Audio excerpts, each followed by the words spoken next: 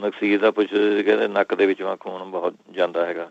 ਉਹ ਤੁਸੀਂ ਉਹਨੇ ਫਟਕੜੀ ਨੂੰ ਪਾਣੀ ਨਾਲ ਘੋਲ ਕੇ ਥੋੜ੍ਹੀ ਸ਼ੀਸ਼ੀ ਨਾਲ ਘੋਲ ਕੇ ਰੱਖ ਲਓ। ਤੁਸੀਂ 2-3 ਬੂੰਦਾਂ ਤੁਸੀਂ ਆਪਣੇ ਨੱਕ ਵਾਂ ਪਾਈ ਜਾਣੀਆਂ ਹੈਗੀਆਂ ਇਹਦੇ ਨਾਲ। ਜਾਂ ਫਿਰ ਜਿਹੜੀ ਸੌਂਤ ਹੁੰਦੀ ਹੈ ਉਹਨੂੰ ਸਾੜ ਕੇ ਉਹਦੀ ਸੁਆਹ ਜੀ ਬਣਾ ਸਕਦੇ ਹੈਗੇ, ਉਹਦੀ ਤੁਸੀਂ ਸੁਆਹ ਲੈ ਲਿਆ ਕਰੋ। ਜਾਂ ਫਿਰ ਤੁਸੀਂ ਆਪਣੇ ਨਾਰੀਅਲ ਜਿਹੜਾ ਹੁੰਦਾ, ਨਾਰੀਅਲ ਖਾਏ ਕਰੋ, ਥੋੜ੍ਹੀ ਤਾਜ਼ਾ ਨਾਰੀਅਲ ਜਿਹੜਾ ਹੁੰਦਾ, 1-2 ਟੁਕੜੀ ਉਹਨੇ ਥੋੜ੍ਹੀ ਜਿਹੀ ਖਾ ਲਈ ਉਹਦੇ ਨਾਲ, ਇਹ ਵੀ ਠੀਕ ਰਹਿੰਦਾ। ਫਿਰ ਜਿਹੜੇ ਫਿੱਗ ਹੁੰਦੇ ਇਹ ਵੀ ਨਕਸੀਰ ਨੂੰ ਹਟਾ ਦਿੰਦੇ ਜੀ।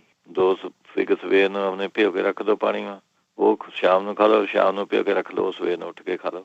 ਗੱਲ ਇਹਦੇ ਨਾਲ ਪੇਟ ਪੂਟ ਵੀ ਠੀਕ ਰਹਿੰਦਾ ਹੈਗਾ, ਨਕਸੀਰ ਵੀ ਹਟ ਜੂਗੀ, ਤਾਕਤ ਵੀ ਆਊਗੀ ਤੁਹਾਨੂੰ। ਜੇ ਕੋਈ ਭਾਈ ਆਪਣੇ ਇੰਡੀਆ ਹੈਗਾ, ਜਿਹੜੀ ਉਹਨੇ ਬੋਹੜ ਦੇ ਦਰਖਤ ਦੀ ਦਾੜੀ ਹੁੰਦੀ ਹੈ ਜੀ, ਸਾਨੂੰ ਜਿੱਥੋਂ ਟਾਹਣੀਆਂ ਜਾਂ ਥੱਲੇ ਨੂੰ ਆ ਜਾਂਦੀਆਂ, ਜੋ ਪੁਰਾਣਾ ਬੋਹੜ ਦਾ ਦਰਖਤ ਹੁੰਦਾ, ਉਹ ਆਪਣੇ ਉਹਨੂੰ ਸੁਕਾ ਕੇ ਉਹਦਾ ਚੂਰਨ ਬਣਾ ਲੈਣਾ ਹੈਗਾ ਜੀ।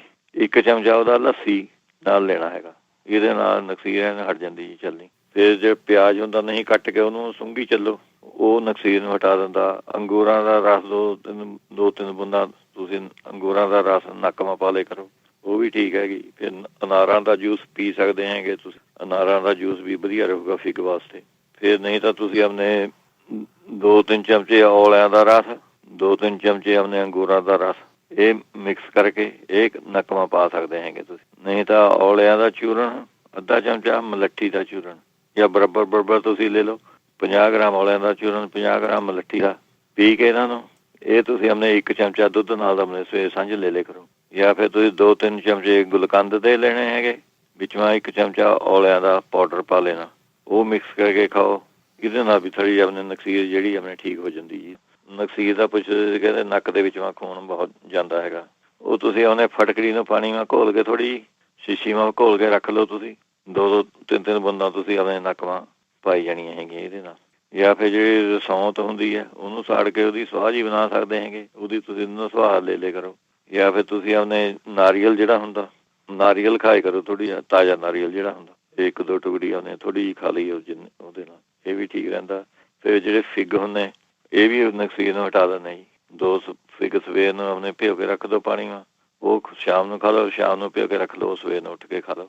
ਗੱਲ ਇਹਦੇ ਨਾਲ ਪੇਟ ਪੂਟ ਵੀ ਠੀਕ ਰਹਿੰਦਾ ਹੈਗਾ, ਨਕਸੀਰ ਵੀ ਹਟ ਜੂਗੀ, ਤਾਕਤ ਵੀ ਆਊਗੀ ਤੁਹਾਨੂੰ। ਜੇ ਕੋਈ ਭਾਈ ਆਪਣੇ ਇੰਡੀਆ ਹੈਗਾ, ਜਿਹੜੀ ਉਹਨੇ ਬੋਹੜ ਦੇ ਦਰਖਤ ਦੀ ਦਾੜੀ ਹੁੰਦੀ ਹੈ ਜੀ, ਸਾਨੂੰ ਜਿੱਥੋਂ ਟਾਹਣੀਆਂ ਜਾਂ ਥੱਲੇ ਨੂੰ ਆ ਜਾਂਦੀਆਂ, ਜੋ ਪੁਰਾਣਾ ਬੋਹੜ ਦਾ ਦਰਖਤ ਹੁੰਦਾ, ਉਹ ਆਪਣੇ ਉਹਨੂੰ ਸੁਕਾ ਕੇ ਉਹਦਾ ਚੂਰਨ ਬਣਾ ਲੈਣਾ ਹੈਗਾ ਜੀ। 1 ਚਮਚਾ ਉਹਦਾ ਲੱਸੀ ਨਾਲ ਲੈਣਾ ਹੈਗਾ, ਇਹਦੇ ਨਾਲ ਨਕਸੀਰ ਹਟ ਜਾਂਦੀ ਜੀ ਚੱਲਣੀ। ਫਿਰ ਜੇ ਪਿਆਜ਼ ਹੁੰਦਾ ਨਹੀਂ ਕੱਟ ਕੇ ਉਹਨੂੰ ਸੁੰਘੀ ਚੱਲੋ, ਉਹ ਨਕਸੀਰ ਨੂੰ ਹਟਾ ਦਿੰਦਾ। ਅੰਗੂਰਾਂ ਦਾ ਰਸ 2-3 ਬੂੰਦਾਂ ਤੁਸੀਂ ਅੰਗੂਰਾਂ ਦਾ ਰਸ ਨੱਕ ਮਾ ਪਾ ਲਿਆ ਕਰੋ, ਉਹ ਵੀ ਠੀਕ ਹੈਗੀ। ਫਿਰ ਅਨਾਰਾਂ ਦਾ ਜੂਸ ਪੀ ਸਕਦੇ ਹੈਗੇ ਤੁਸੀਂ, ਅਨਾਰਾਂ ਦਾ ਜੂਸ ਵੀ ਵਧੀਆ ਰਹੂਗਾ ਫਿੱਗ ਵਾਸਤੇ।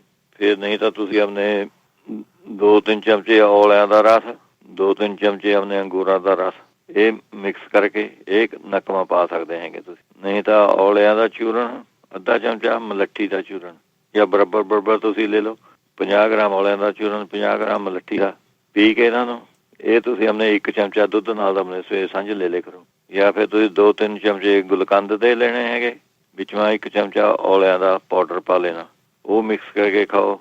ਇਹਦੇ ਨਾਲ ਵੀ ਥੋੜ੍ਹੀ ਆਪਣੇ ਨਕਸੀਰ ਜਿਹੜੀ ਆਪਣੇ ਠੀਕ ਹੋ ਜਾਂਦੀ ਜੀ।